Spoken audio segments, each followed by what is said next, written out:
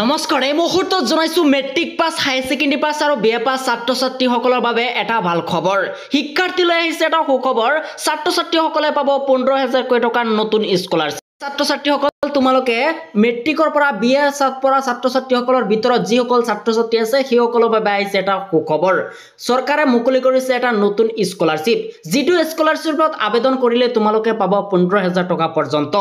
এনএমএমএছ ফলপানীৰ বাবে নিৰ্বাচিত ছাত্ৰ ছাত্ৰীসকলে 15 জুলাই 2025 এৰ পূৰ্বে তোমালোকক এককালীন পঞ্জীয়ন সম্পূৰ্ণ কৰি নেশ্যনেল স্কলাৰশ্বিপ পৰ্টেলত আবেদন দাখিল কৰিবলৈ অনুৰোধ জনোৱা হৈছে আৰু নিৰ্ধাৰিত সময়ৰ ভিতৰত এই জলপানী প্ৰাপ্তি কৰাটো নিশ্চিত কৰিবলৈ পদক্ষেপ গ্ৰহণ কৰা হৈছে এইখিনি সময়ৰ ভিতৰত যদি তোমালোকে স্কলাৰশ্বিপত আবেদন কৰা তেনেহলে তোমালোকে পাবা 15000 টকা পৰ্যন্ত তোমালোকে যদি আবেদন কৰিব নিজে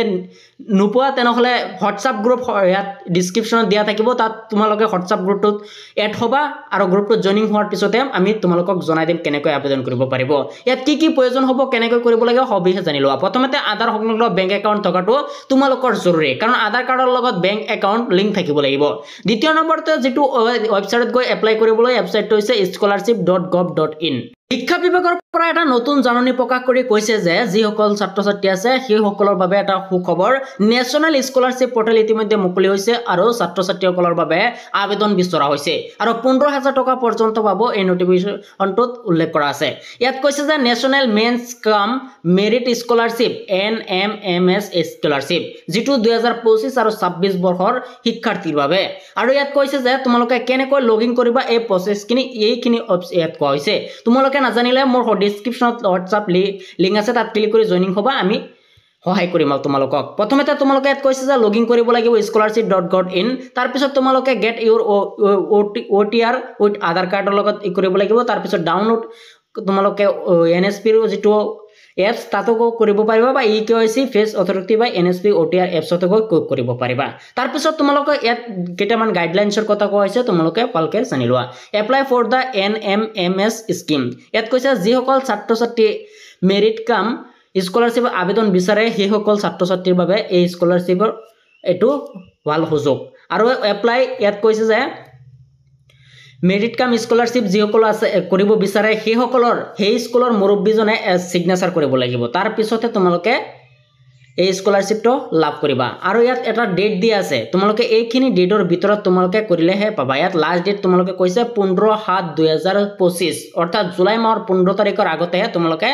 আবেদন কৰিবহে পাবা আৰু ইয়াত স্পষ্টভাৱে কোৱা হৈছে যে যিসকল ছাত্ৰ ছাত্ৰীয়ে 2023 22 21 কৰিছিল সেইসকলে ৰিনিউল কৰিলে হ'ব কিন্তু নতুনকৈ আবেদন কৰাৰ প্ৰয়োজন নাই যিসকলে নতুনকৈ কৰি আছে সেইসকলেহে আবেদন কৰিব পাৰিবা আৰু যিসকলে আগতে কৰিছিল সেইসকলে ৰিনিউল কৰিলে হৈ যাব তাৰ পিছত কৈছে ইনষ্টিটিউশন অফ ভেৰিফিকেশন তোমালোকৰ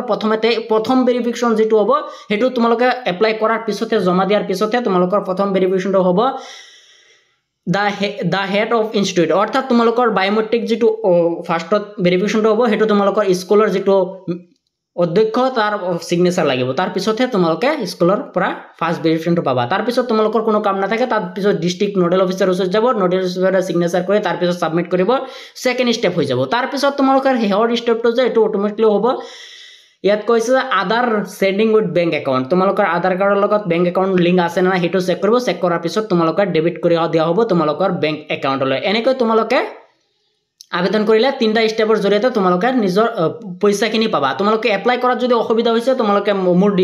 ডেসক্ৰিপচনত হোৱাটসঅ্যাপ গ্ৰুপ আছে লিংক তোমালোকে ডাইৰেক্ট জয়েনিং হোৱা আৰু কি অসুবিধা হৈছে আমি তোমালোকক সলভ কৰি দিম